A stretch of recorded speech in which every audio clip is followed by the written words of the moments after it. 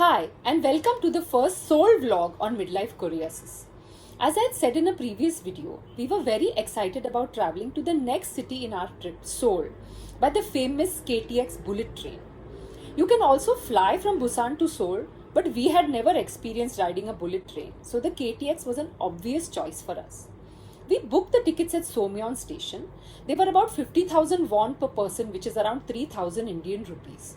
You can book them online too, and I believe you get discounts like this, but we somehow felt safer booking them in person and having the ticket physically in hand. There are two kinds of seats: the regular seats you see in planes and trains, and family seats in which two people sit facing one way and the other two face the other way.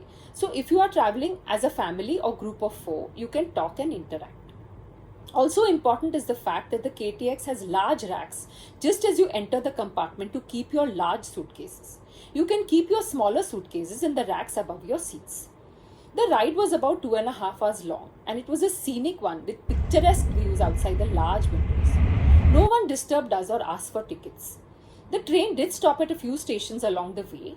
When it started again, an official would pass through the compartments with a list, making sure the occupied seats matched the list she had, and that's all. When we reached Seoul station, we had to take a jumbo taxi to our hotel, which was in Myeongdong, walking distance from the main Myeongdong shopping street. It was early evening when we reached Myeongdong, and all I could think of was walking to Myeongdong street, and as I had heard so much about it and couldn't wait to experience it, with its food stalls and variety of shops. So on our first evening, all we did was lose ourselves in the sensory explosion that is Myeongdong. I'm going to make a whole video on it, along with the shopping I did there. So let me move on to our next stay in Seoul.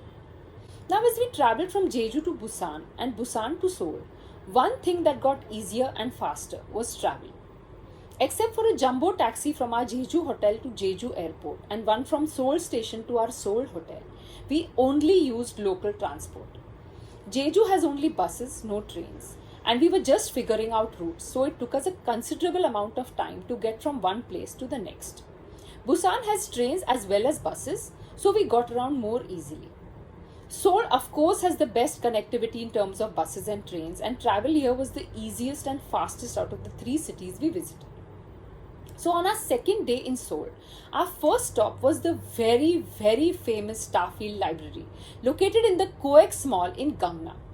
It is called Byeol Madang Thusogwan in Korean, in which Byeol is the word for star, Madang stands for field, and Thusogwan means library, so it's a very literal translation. It appears in quite a few dramas too.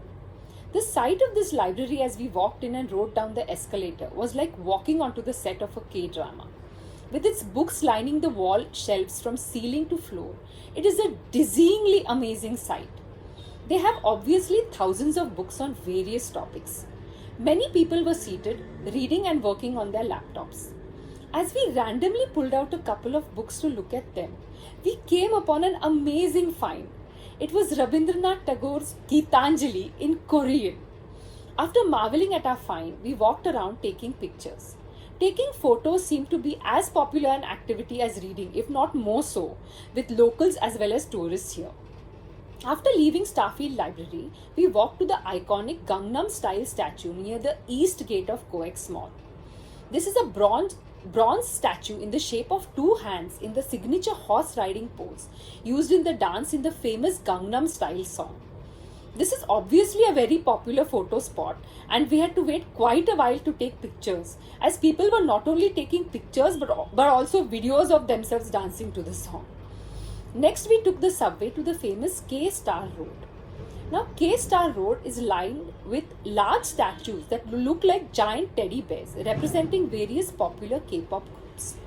I am more of a K-drama fan than a K-pop fan, but I did start listening to the group 2PM a couple of years ago, as their Lee Jun-ho is my favorite K-drama actor. My favorite 2PM song is obviously Uri Chib or My House. I do like BTS too, and their Life Goes On was like my survival soundtrack during the lockdown. So we looked for the BTS and 2PM statues. All the statues also have photos of the members on the base of the respective statues. After taking pictures, we left for the Starbucks Family Park for lunch. This is supposed to be among the top 7 most beautiful Starbucks outlets in the world. It is located on the 3rd floor of the Famil Station shopping center next to Seoul's express bus terminal.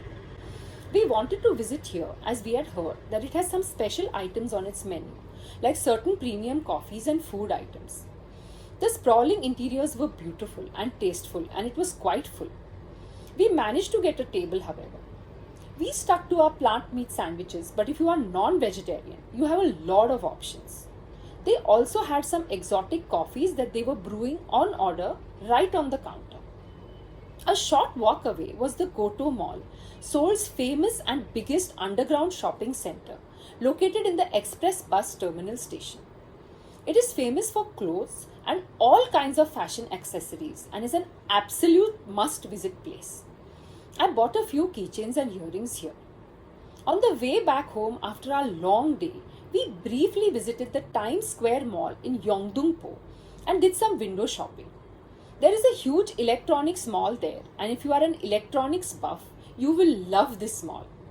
Our first day in Seoul was a lot of fun, but we couldn't wait for the next one as we were going to visit Gyeongbokgung Palace and Namsan Tower along with a few other exciting places. I hope you liked this video. Do like and subscribe if you did, and hit the bell to get notified when I post my next Seoul vlog. Thanks for watching, and bye for now.